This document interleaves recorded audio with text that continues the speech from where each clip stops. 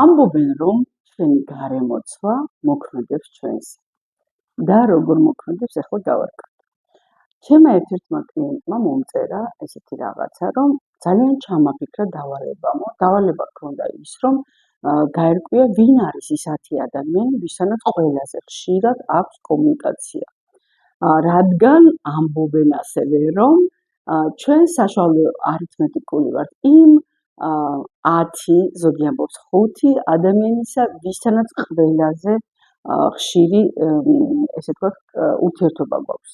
ჩვენს გარემოცვას შეადგენს, მოკლედ რო ვთქვათ.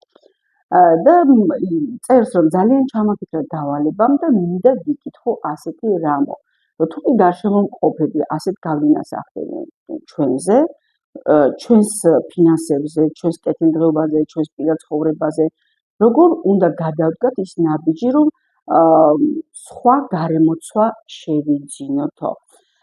განსაკუთრებით ეს, როდესაც დედაქალაქში ცხოვრობ, ეს ამბავი ცოტა უფრო ადვილდება და გეტყვით რატომ. მაგალითად, თუ არ გაკმაყოფილებთ თქვენი გარემოცვა ამ დროს, რას ნიშნავს არ მაკმაყოფილებთ ჩემი გარემოცვა? თუ ჩემს გარემოცვაში არის ბევრი ადამიანი, რომელსაც პირადი ცხოვრება აუწყობელი აქვს, სამყაროზე და ესე ვთქვათ, მდედრობით და მამრობით სქესზე გაბრაზებულია, ესე ვთქვათ, ხშირად გამოთქვავს ესეთ რაღაც ფრაზებს, რომელთაც ამყარებს ამ თავის პოზიციას თუ რატომ არის მარტო. შესაბამისად, თუ მე პირადი ცხოვრების აწყობა მინდა, ჩემთვის ეს გარემოცვა არ იქნება მამოტივირებელი და ზრდაზე ორიენტირებული. იმიტომ რომ თუ კი მე ამ ადამიანების გარემოცვაში ვარ, შესაბამისად მეც უფრო მეტ შემთხვევაში ვეთანხმები ამ მოცემულობას. ასევე თუ კი და რა უნდა გავაკეთოთ, როდესაც ჩემს კლიენტებს აქვთ მიზნად პირადი ცხოვრების აწყობა, რა თქმა უნდა მე ვაძლევ დავალებას, რომ გადახედონ მათ სანაცნობო წრეს, ხშირად გაგვიხსნია მათი მობილურის ჩანაწერები, ანუ სადაც სახელგვარწერია მათი ალფავიტის მიხედვით და Facebook-ის და Messenger-ის მეგობრებს. სულ ყველა აბსოლუტურად ჩეკაპი გაგვიკეთებია, რომ თუ კი მას უნდა რომ უფრო ადვილად, ესე ვთქვათ, დაეხმაროს გარემოცვა მის პირადი ცხოვრების, თორემ რა თქმა უნდა მარტო ეს არ განაპირობებს, ჩვენ აქ მეგობრებო საუბრობთ იმაზე, რომ გვეხმარება და არ არის თვლიან პასუხისგებლობას გარემოცვას გადააბარებთ. და უნდა გარკვიოს მის სანაცნობო სამეგობრო სანათლისაო წრეში, რამდენ ადამიანს აღმოაჩენს ბედნიერ წყვილს. ეს რა თქმა უნდა მამაკაცის მხრიდანაც იგულისხმება და ქალის მხრიდანაც იგულისხმება. მას შემდეგ თუ ვერ ყოფილა შემთხვევები, რომ ვერ აღმოუჩენიათ. შესაბამისად, მან უნდა უბრალოდ დაიწყოს ამაზე ფიქრი, რომ შეიძლება კოლეგა მყავს მე, რომელიც მეტნაკლებად, მოდი ვთქვათ, ბედნიერია ქორწინებაში. თან თუ ეს არის ცოტა ხანძრივი ქორწინება, მით უმეტეს მნიშვნელოვანია, რომ ამ ადამიანის ველში ხშირად მოხვდეთ, ვისაც ეს უკვე გამოუვიდა.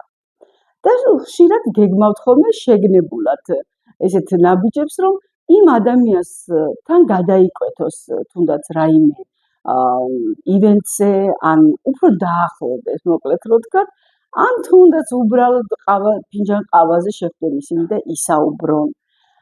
და შესაბამისად დამიჯერეთ ძალიან კარგად ხდება ეს ამბავი, იმიტომ რომ როდესაც ის ადამიანი, ახლა ვიღაცა იტყვის, როგორ მე ხელოვნურად ვთხრა, კოლეგასო ჩემთან დატყავადალიოს, იმიტომ რომ მე მინდა მის ველში მოხვდე, რომ ჩემი ის გარემოცვა მინდა შეცვალა. არა, დამიჯერეთ, როდესაც თქვენ ამ გადაწყვეტილებას მიიღებთ და ამაზე ცოტა მეტნაკლებად იმუშავებთ სხვადასხვა ინსტრუმენტებით, ისე ბუნებრივად მოხდება და ორგანულად ეს ამბავი, რომ არაფერი ხელოვნურად არ დაგჭირდებათ, რომ შექმნათ. ასევე, რა თქმა უნდა, გარემოცვა თუ ჩვენ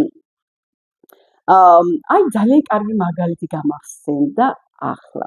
როდესაც პანდემია დაიწყო 2020, გვახსოვს ალბათ სულ ყველას ეგ წელიწადი რა დაგვავიწყებს და ამ პერიოდში ეკა ბალანჩივაძე, საოცარი გოგონა აკეთებს ჯგუფს დადებითი მოცულობა. თუ არ გსმენიათ, შეგიძლიათ ჩაწეროთ საძებოში და ნახავთ დადებით მოცულობას და მის რამოდენიმე წლიან, ამ ჯგუფის რამოდენიმე წლიან, ესე ვთქვათ, არსებობას და აი საოცარ სამყაროს, რომელიც ფაქტურად ეკა ბალანჩივაძემ შექმნა ათასობით ქალისთვის და გოგოსთვის და როდესაც პირველად რაღაცა ივენთი მოეწყო, სადაც ჩვენ უკვე რეალურ ცხოვრებაში უნდა გაგვეცნო ერთმანეთი და დრეს-კოდი გქონდა, რომ თეთრი სამოსი უნდა გწმოდა და რაღაცები, მოკლედ იყო აქცენტი იმაზე, რომ ძირითადად მაინც უფრო კაბები და რაღაც ესეთი წვეულების კაბები. ნახეთ ახლა მე ადამიანი, რომელიც ძირითადად შემოვიფარგლებოდი ჩემ სტუდიაში მუშაობი, ჩემი სტუდენტები, ჩემი სტუდენტების მშობლები და რაღაც ესეთი ვიწრო წრით, ანუ ის გარემოცვა, რომელიც ჩემს გარშემო იყო, ისინი საღამოს კაბებში არ მინახავს, ანუ არ დადიოდნენ საერთოდ საღამოებზე, ესე ვთქვათ. და ეხლა ეს ელემენტარული მაგალითს ყვები, მაგრამ მიხვდებით რამდენად მნიშვნელოვანია ესეთი ელემენტარული რაღაცები, ნაბიჯების გადადგმა და ცვლილებების განხორციელება. და აი ამ ივენთისთვის მე მომიწია საღამოს გრძელი კაბის შეკერვა, ესე ვთქვათ, და ეს იყო ჩემს გარდიურობში პირველი კაბა, ну იქიდან გამომდინარე, რომ მე მქონდა ჯანმრთელობის პრობლემები, ჩემთვის ახლა კაბები და ის ცოტა რთული სატარებელი იყო და ამიტომ ეს იყო პირველი. რა მოყვა ახლა ამას? ნახეთ, იმის გარდა რომ მე როდესაც ჩავედი ამ ივენთზე და 150 აი საოცარი გოგო დამხვდა იქ, 150 თეთრი, მაგაზე ხო აღარ ვлапარაკო, რომ თეთრი გოგოები ყველა თეთრებში და ამის გარდა ნახე გარემო შეიქმნა ის, მე მარტო წავედი. რატო ყვები ამას? ძალიან ხშირად ჩემი კლიენტები მეუბნებიან, რომ კი ნინო, მე მინდა გარემოცვის შეცვლა და ვიცი, რომ ძალიან მნიშვნელოვანია, მაგრამ აი მაგ ივენთზე არავინ არ მომყვება, არავინ არ მოდის და მარტო როგორ წავიდე? დიახ, მეგობრებო, თუ ჩვენი მიზნები და სურვილები და ცხოვრების ცვლილება გვიღირს, კი ბატონო, ეს კომფორტი ზონიდან უნდა გამობრძანდეთ და უნდა წახვიდეთ დიახაც მარტო თუ ვერ იპოვეთ გამყოლი. შესაბამისად, მე მარტო წავედი, არავის არ ვიცნობდი, ყველას ვიცნობდი სოციალური ქსელიდან და ნახეთ, უცებ აღმოჩნდი 150 ულამაზე შემდგარ წარმატებულ, აი არ ვიცი, საოცარ გოგოებში. იქ ენერგეტიკა იყო და არ ვიცი, რაც გინდათ ის დაარქვით.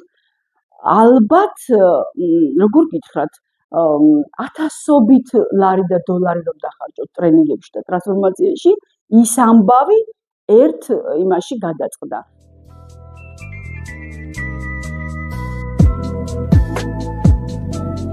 და ნახეთ, თან კითხვა იყო ესეთი, რომ ორი პაკეტი იყო შეთავაზების, რომ უბრალოდ ივენთზე სტუმრობა და მეორე პაკეტი იყო ღამის დარჩენით და უკვე ესე ვთქვათ მეორე დღის ბასეინთან გატარებით.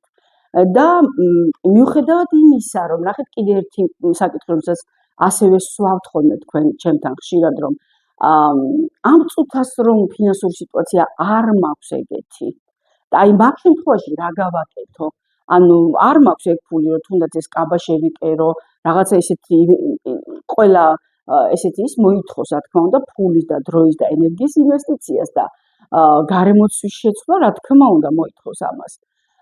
და ამ დროს მე ვამბობ ერთ რაღაცას, რომ იმ მომენტში ძალიან ბევრი ადამიანი, რომელიც მათ ცვლილებები განახორციელათ და სერიოზული ცვლილებები მათ ცხოვრებაში, თავის დროზე მათაც ასე გადადგეს ეს ნაბიჯები იმ დროს, როდესაც ფული არ ჰქონდათ.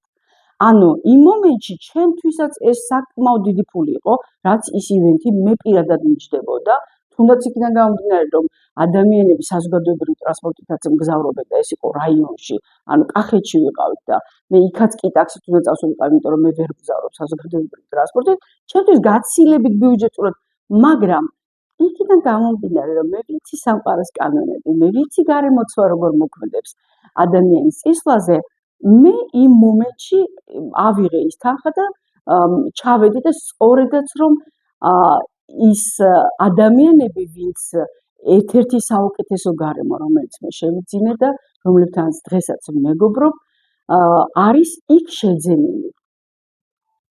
ასე რომ თქვენი გარემოცვის შეცვლა თქვენ თვითონ უნდა დაგეგმოთ ცხოვრება არ მოგართმევთ ლანგარზე და ყოველთვის ხშირად ვეუბნები ხოლმე ჩემს მეგობრებსაც თუ რაიმე გვინდა ჩვენ შევქმნათ, ჩვენ დავიგეგმოთ, იმიტომ რომ ცხოვრება მხოლოდ იმას შემოგთავაზებს, რაც რუტინულად ისედაც ხდება.